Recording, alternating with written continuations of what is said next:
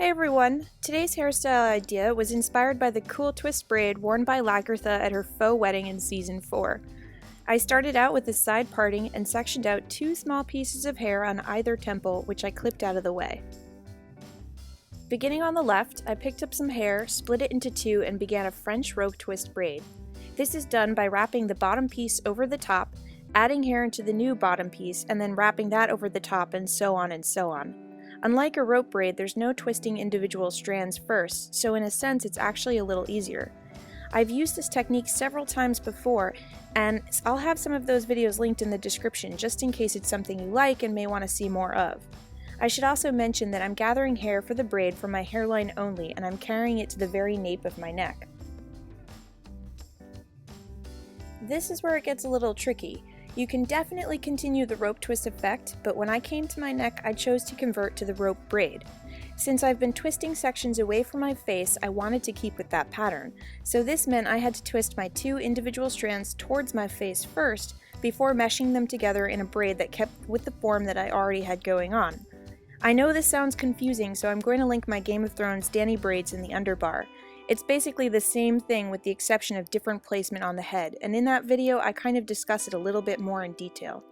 And obviously, you want to do the same thing on the right so that you have two rope twists / rope braids on either side of your head. Here I'm just using a brush to smooth down the loose hair in the center, and I'm using a small claw clip to make a ponytail with it. The reason I've done this has to do with how fine and sometimes how staticky my hair is. The next step is joining the two braids together with another elastic in the dead center of the head, and I didn't want any of the loose stuff to get stuck or wind up in the wrong place. Once the ropes were joined, I pulled out the elastics from those two initial braids and used them to make two new sections. And with those, I made a third and final rope braid. Along the way, I used some of my favorite lightweight gel for flyaways, and I also looped the ends of this braid so that it kind of looked like the eye of a sewing needle. And speaking of sewing needles, the next portion of this involves a blunt embroidery needle, some scissors, and thin ribbon. The ribbon that I chose for this project had a fine piece of wire in it, and this was kind of helpful in the sense that it held up well in my hair and stayed put. On the flip side, it was a little more difficult to lace through my hair than a softer one, so I guess that if you try this out, you just have to experiment with whichever one works best for you. I cut two pieces of ribbon, one for the left braid and one for the right. It felt easiest to begin at the top, so that's what I did. I left some extra length on both sides and interlaced it with the needle through the French rope twist portion and then through each of the rope braids. When I was done with the sewing half of this, I simply wrapped the center braid with both ribbons, tied it together at the ends, and cut off the excess. I also cut out the small clear elastic that I'd used to tie the first two braids together. And obviously this isn't a necessary step, I just wanted to try and make this look like there were no obvious demarcation marks from a hair tie when I pinned it up at the end.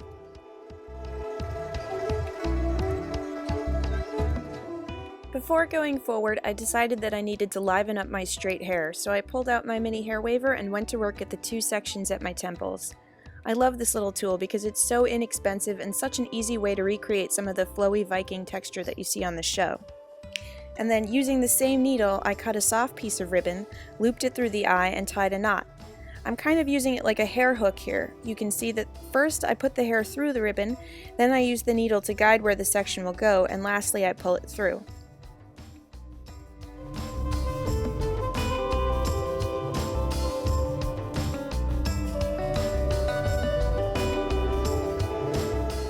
Here I'm just sewing the remaining ribbon back through each of the rope braids and cutting off excess. Like I said before, this ribbon had wire that held its shape, so it was easy to tuck the ends, but if you use something softer, a bobby pin here or there might be helpful in keeping it neat. And before pinning, I decided to twist the middle braid because I was hoping to make a more knotted shape at the base of the two braids. I think it worked out pretty well actually, and all I did with that was pin the third braid up and towards the top of my head. Again, I used the waver randomly on a couple of sections of hair.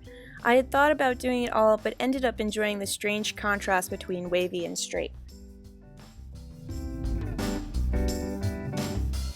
Since it happened to be a rainy and cold day in New York City when I was filming this, I thought I'd go all the way and add in some fresh flowers, because well, why not?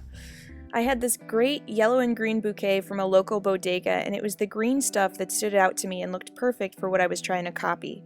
Normally, and especially if the flowers have a solid stem, you won't have to worry about using any additional hair accoutrements, but for this, I did stick in several open pins just so the flowers wouldn't fall out.